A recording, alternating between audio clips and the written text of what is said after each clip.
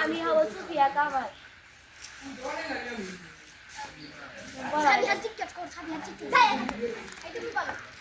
Madam জানি না আমি ব্যাকি পারি।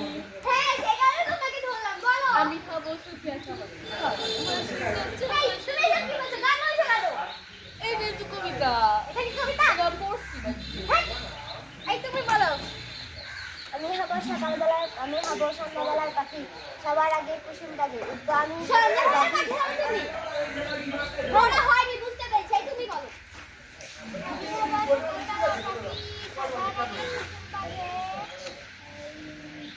হয়নি।